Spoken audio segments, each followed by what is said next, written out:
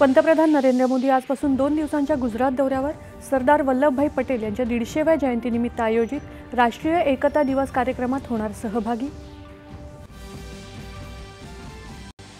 समुद्र देशाच्या सीमा नव्हे तर नव्या संधींची दारं उघडणारा हा छत्रपती शिवरायांचा विचार घेऊन सागरी उद्योग क्षेत्रात भारताची महत्त्वाकांक्षी वाटचाल सुरू।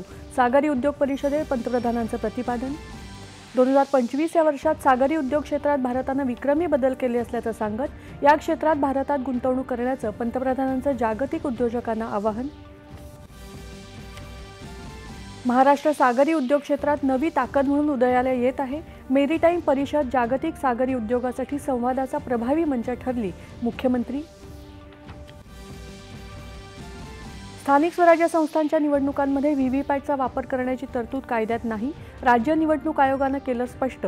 मतदार याद्यांमधल्या संभाव्य दुबार नावं वगळण्याचे आयोगाचे निर्देश। महाराष्ट्राला उत्पादनाचा अत्याधुनिक केंद्र बनवण्यासाठी अनुरूप असं धोरण राबवणार। नीती आयोगाच्या अहवाल प्रकाशन प्रसंगी मुख्यमंत्र्यांचं प्रतिपादन।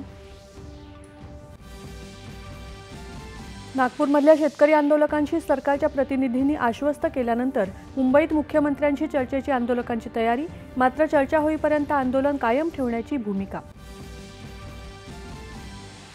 दक्षिण कोरियामधल्या बुसान इथे अमेरिकेचे राष्ट्राध्यक्ष डोनाल्ड ट्रम्प आणि चीनचे राष्ट्राध्यक्ष शी जिनपिंग यांची भेट।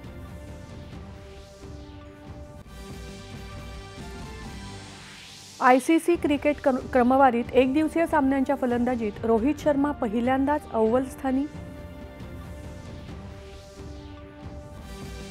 आणि आयसीसी महिला विश्वचषक क्रिकेट स्पर्धेत इंग्लंडवर मात करत दक्षिण आफ्रिकेची अंतिम फेरीत धडक। भारत आणि ऑस्ट्रेलिया यांच्यात उपांत्य फेरीतला दुसरा सामना आज।